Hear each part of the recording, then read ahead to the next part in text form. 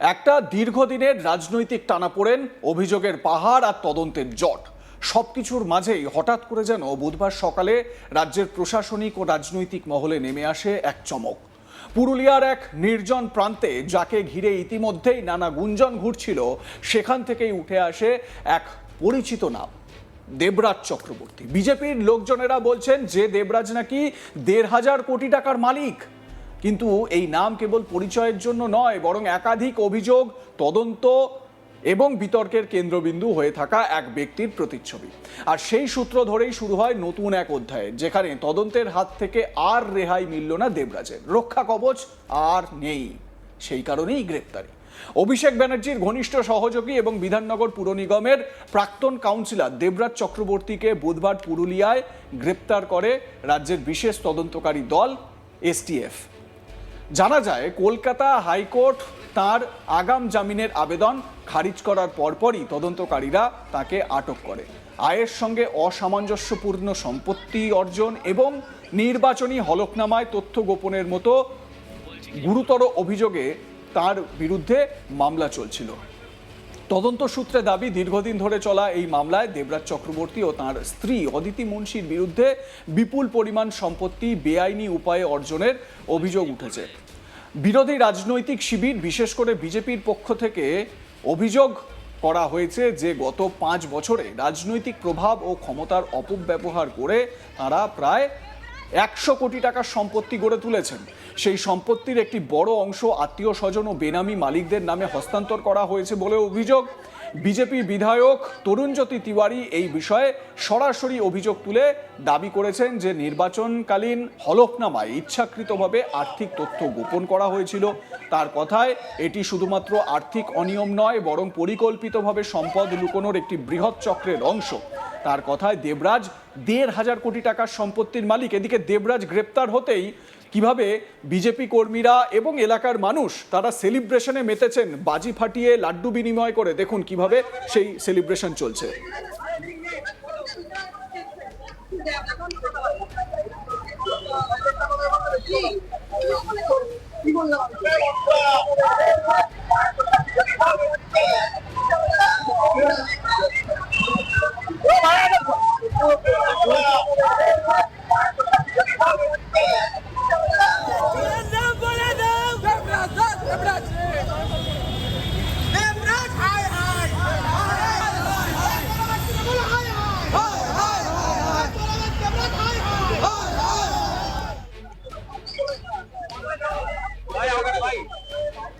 BJP বিধায়ক তরুণজ্যোতি তিওয়ারি কি বলছেন শুনুন। প্রসেনজিতের আত্মা আজকে শান্তি পাবে, প্রসেনজিতের আত্মা শান্তি পাবে, কাকিমা অনিমা কাকিমা শান্তি পাবে। খুন করেছিল বিজেপি করার অপরাধে। কিরকম নেতা সে, তার বউ বাচ্চাকে ছেড়ে পালিয়ে পালিয়ে বেড়াচ্ছিল। মেরুদণ্ডের অভাব, চুরি করার সময় মনে ছিল না, 2 পয়সার একটা কাউন্সিলর, তার হচ্ছে 1,500 কোটি টাকার সম্পত্তি, 1,300 কোটি সম্পত্তি হিসাব আমি বের করেছি।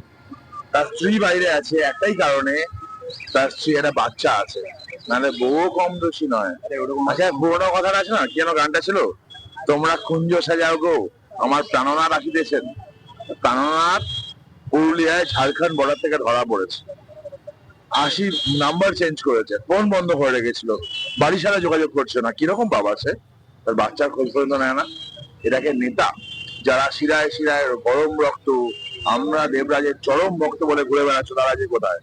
প্রথম দিন থেকে আমি যখন অভিযোগ করেছিলাম চোর, মানুষের টাকা লুট করেছে, তারা আমাকে যারা অপোজ করেছিল তারা কোথায়? এক একটা করে অ্যারেস্ট আমি বলেছিলাম, রাজারহাট গোপালপুর চোর মুক্ত হবে, রাজারহাট গোপালপুরের কোনো গুন্ডা থাকবে না। যদি গুন্ডা কেউ হয় এখানকার, মানে ভগবান যদি কেউ হয়, জনগণের ওপর কেউ থাকবে না। আমার সেই কথা আজও একই আছে, পুরনো কোনো গুন্ডা থাকবে না, নতুন কোনো গুন্ডার জন্ম হবে না। অন্যদিকে তদন্তের অগ্রগতির সঙ্গে সঙ্গে আরও একাধিক অভিযোগও সামনে আসতে শুরু করে। নিয়োগ দুর্নীতি থেকে শুরু করে তোলাবাজির মতো বিভিন্ন মামলায় দেবরাজ চক্রবর্তীকে ঘিরে চাপ ক্রমশ বাড়ছিল বলে জানা যায়। তদন্তকারীদের দাবি, গ্রেপ্তারি এড়াতে তিনি পুরুলিয়ায় আত্মগোপন করেছিলেন। কিন্তু শেষ পর্যন্ত হাইকোর্টের সুরক্ষা কবচ বা রক্ষা কবচ উঠে যাওয়ার পর তাঁর অবস্থান চিহ্নিত করে অভিযান চালায় এসটিএফ।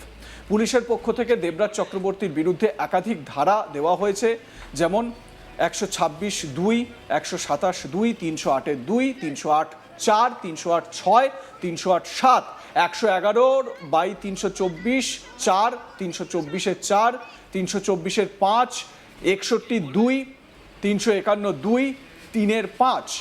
গ্রেপ্তারের খবর ছড়িয়ে পড়তেই উত্তর চব্বিশ পরগনার বাগুইআটি এলাকায় রাজনৈতিক উত্তেজনা তৈরি হয়। স্থানীয় সূত্রে জানা যায়, কিছু বিজেপি কর্মী ও সমর্থক আনন্দ প্রকাশ করে বাজি ফাটান এবং ঘটনাটিকে উদযাপন করেন। এই আনন্দোৎসবে যোগ দেন রাজারহাট গোপালপুরের বিধায়ক তরুণজ্যোতি তিওয়ারিও।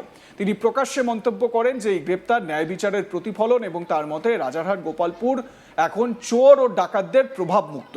এবারে যে সেলিব্রেশনটা হচ্ছে দেখুন কিরকম লাগছে, মনে হচ্ছে যেন অকাল দিওয়ালি। দেখুন।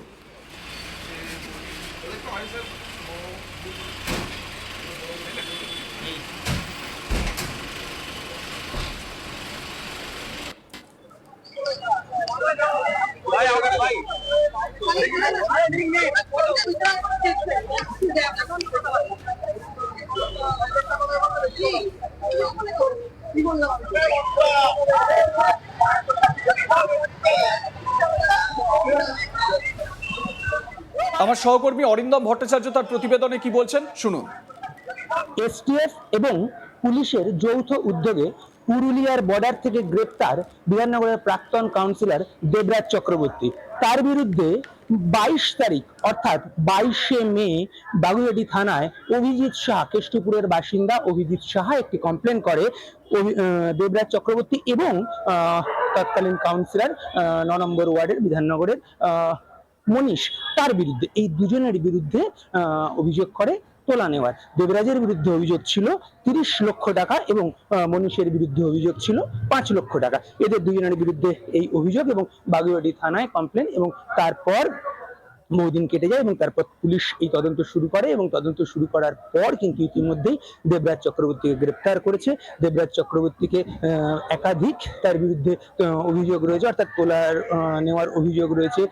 পাশাপাশি সম্পত্তি তার যে রয়েছে সেটা তার আয় বহির্ভূত সম্পত্তি, এরকম একাধিক অভিযোগ রয়েছে এবং সেই সমস্ত একাধিক কেসে কিন্তু তার বিরুদ্ধে মামলা হয়েছে এবং সেই একাধিক কেসে পুলিশ তাকে কিন্তু খুঁজছিল এবং যেটা আমরা দেখতে পেলাম যে পুরুলিয়ার বর্ডার থেকে কিন্তু তাকে ইতিমধ্যে গ্রেপ্তার করেছে। এবং গ্রেপ্তার হওয়ার পরেই কিন্তু যেটা আমরা দেখেছি যে বুধবার রাত্রির বেলায় তরুণজ্যোতি তিওয়ারি অর্থাৎ বিজেপির এই অঞ্চলের যিনি এমএলএ, তিনি কিন্তু বিজেপি সমর্থকদের নিয়ে রাস্তায় নেমেছিলেন এবং সেখানে বিজেপি সমর্থকদের নিয়ে কিন্তু বেশ উৎসব আমেজ আমরা দেখতে পেয়েছিলাম। বাজি ফাটিয়েছিল বিজেপি সমর্থকরা এবং তরুণজ্যোতি তিওয়ারি তিনি বারবার বলেছিলেন যে চোর গ্রেপ্তার হয়েছে, তাই মানুষ সেখানে উৎসব পালন করছে। এবং পাশাপাশি তিনি এটাও বলেছেন যে এরপর রাজারহাট নিউ টাউন, সেখানেও কিন্তু এরকম অভিযোগ রয়েছে।